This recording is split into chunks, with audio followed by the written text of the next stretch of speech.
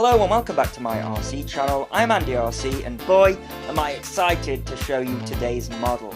This is the iFlight Nazgul5 HD edition, and for the last year my main freestyle rig has been the analog version, which is just brilliant.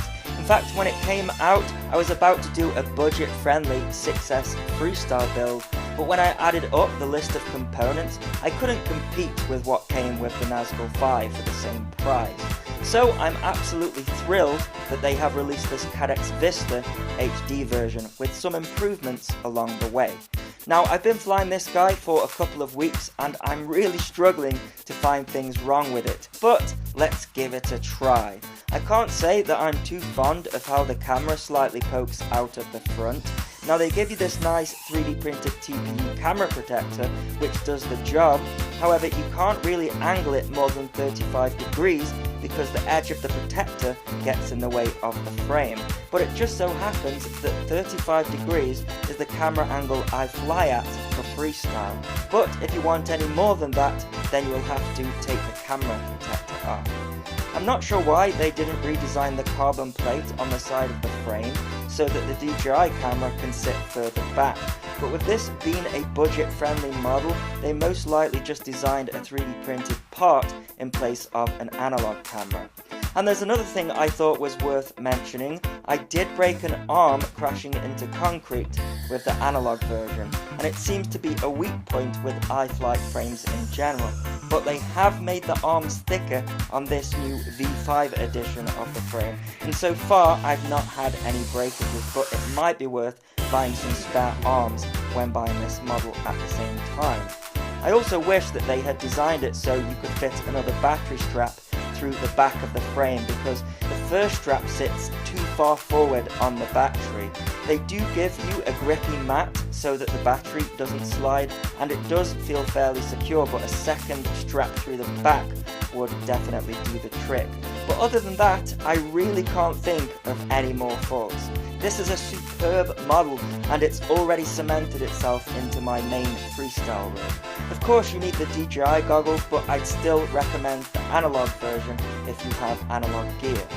So another thing to point out is that this model is really intended to be used in conjunction with a GoPro, due to the fact that the frame is a true X configuration. So if you purely relied on the feed from the Caddx Vista, then your HD recording will get the props in shot as well as some of the frame. Plus, they have used the Vista to make the model lighter, and with it not having any built-in recording, the GoPro is a much better option for freestyle.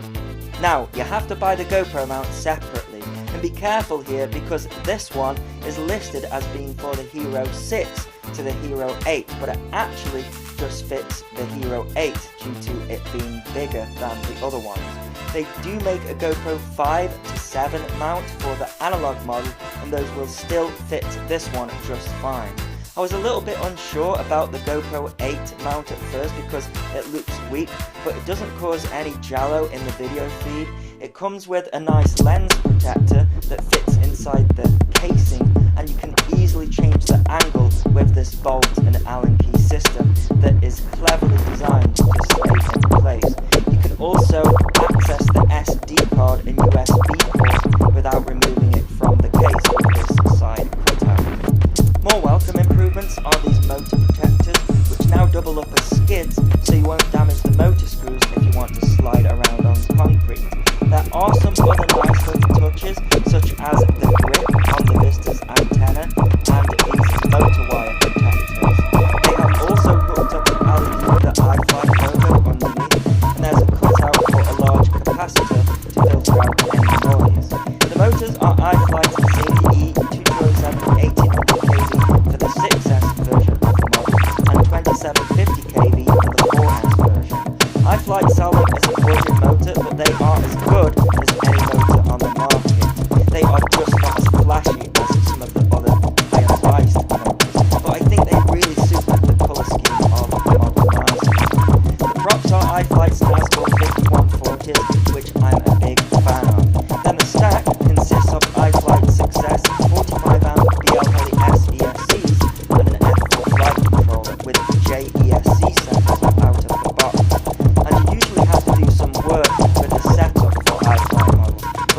is set up superb with betaflight 4.2, and you just have to take note of the props out configuration when putting the props on, and you also have to set up your modes in the modes tab. They've come up with their own custom pids which work flawlessly with a GoPro installed. They're using the stock rates, so I changed those to my liking, but I have to say there was very little messing around in the betaflight with this one. Now, this is a DJI binderfly version of the Nazgul 5, so I can bind my DJI transmitter directly to it, but they sell it with a range of different receivers, including FOSSky and Crossfire. The Vista is totally standard, so you will need to activate it and update it yourself. The model's dry weight is 441 grams, and with a Hero 8 it's 566 grams. I'm using a 1050mAh Tattoo 6S Lipo, which gives an all-up weight of 738 grams, which sounds heavy, but the weight is mostly down to the heavier GoPro Hero 8, and it's only 50 grams more in total than the analog version of the Nazgul 5. Plus, you want a Freestyle model to have a bit of weight to it. You're given loads of spares, including a battery strap and another anti-slip mat, as well as USB cables and a spare set of props. They do sell spare parts for everything with this model, so there's no worries there. The price is currently around $319, but check the links below as prices always change.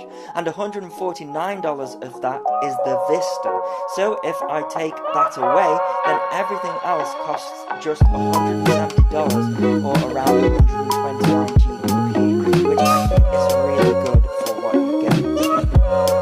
Okay, let's go for a line of sight flight with this guy. Straight into acro mode. We're straight away those 3D printed parts showing up very well. Although the yellow is blending into the grass, so I imagine if I landed over there, it wouldn't be great for finding it, but I think I struggle to find it anyways in this long grass. Let's go up on the throttle. Ooh, very nice and smooth.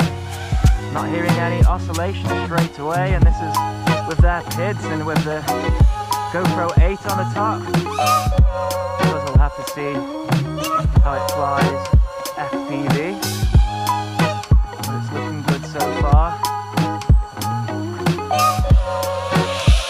Oh yeah. It doesn't feel heavy at all for a model that's a little bit heavier. Very nimble actually, just as you would expect from a Freestyle model.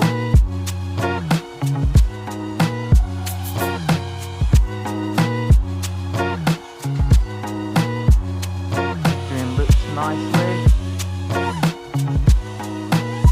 and rolls nicely as well. Very controllable and very smooth. I really do like the colour scheme of this one. It's a 1050mAh Tattoo 6S.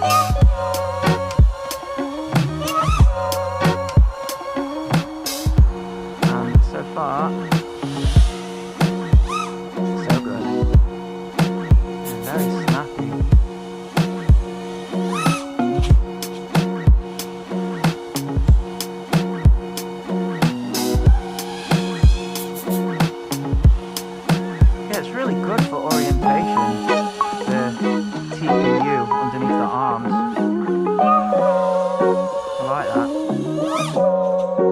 And of course, better for skidding along the ground with this new modified design.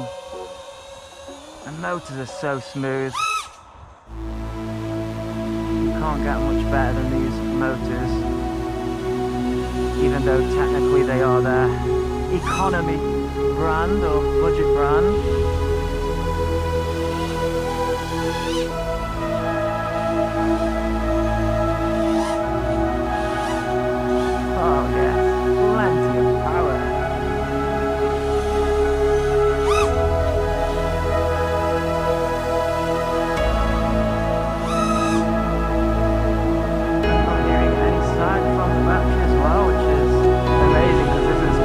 Battery. Usually get the old batteries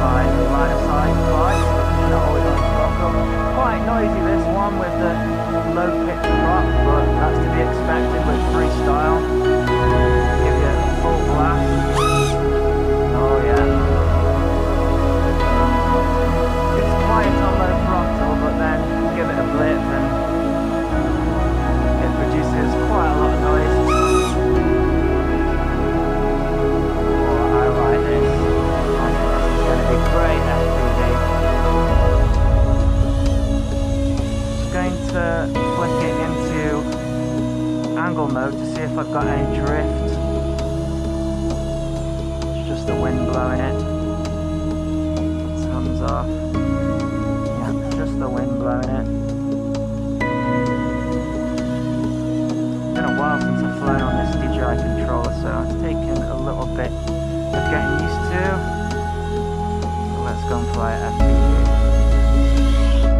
So I don't have much more to say about this model. I absolutely love it, and it's going to be my main digital freestyle rig. The only thing I will say, if you are interested in this setup, is that I strongly recommend that you get the SucceX version.